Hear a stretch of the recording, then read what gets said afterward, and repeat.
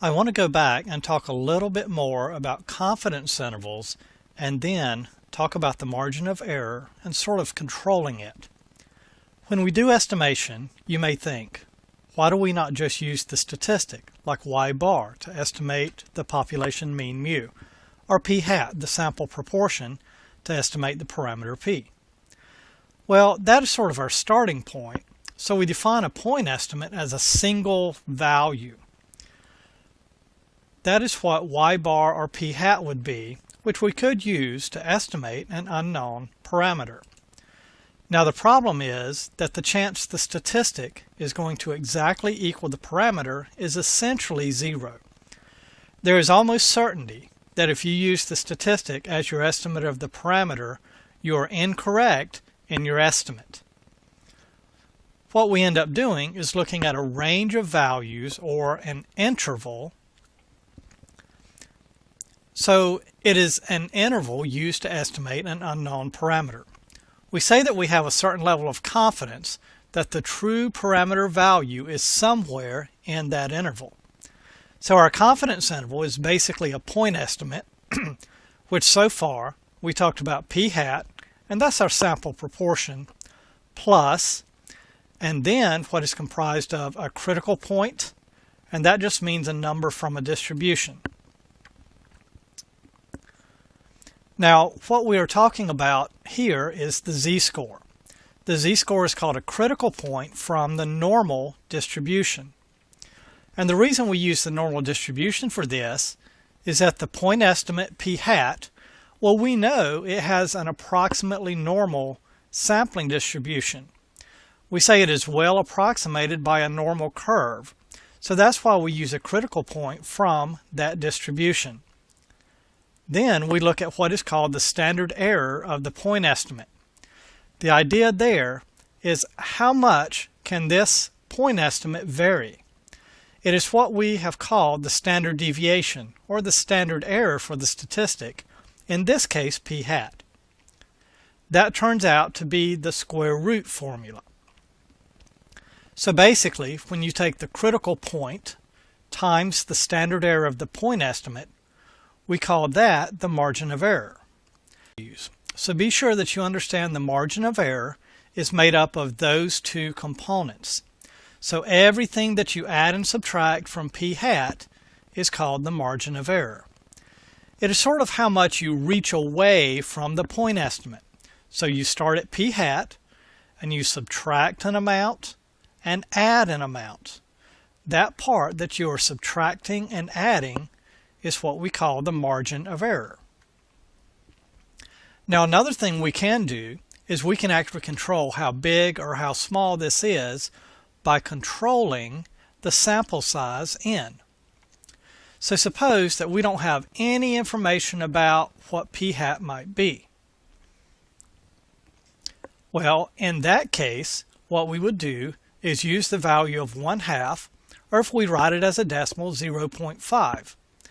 Or if you are given information about what the sample proportion might be, or what the proportion was at some time in the past, you can actually use that value in the calculation. Basically, we set the bound, or the maximum we want the margin of error to be. So we could say something like 3%, or 0.03 as a decimal. And then we can solve for n to figure out how large n needs to be to make that happen based on some given level of confidence. Now n is never rounded down. So even if this number we calculate turns out to be something that suggests we should round down, we don't do that. We always take the next whole number. But if you look, the margin of error equals this z times square root thing, and then solving algebraically for the n term, it actually turns out to be this equation. So n has to be at least greater than or equal to, it can't be any smaller, your z-score divided by the margin of error. Get that answer and then square it. Then multiply by p hat and multiply by 1 minus p hat. And again, if you don't have any information, then you would use 1/2 or 0.5 for the value of p hat. So let's look at an example.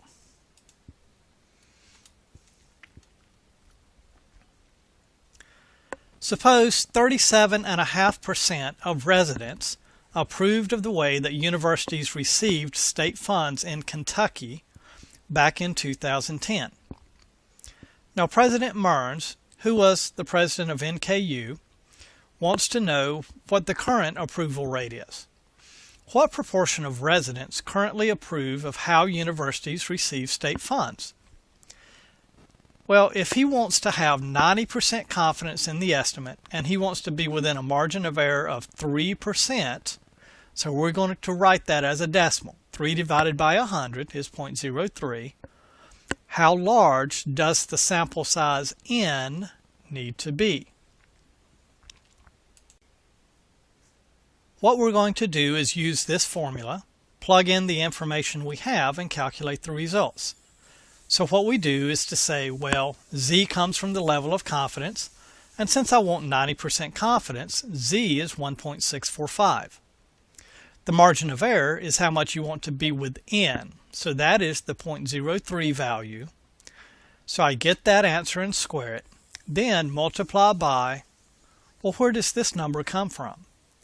Well, we know in the past 37.5% approved, so that is where we get that value for p hat.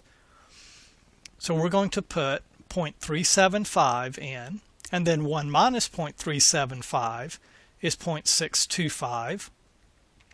So when we multiply all this out, we get 704 point, and then we get some numbers, 69401.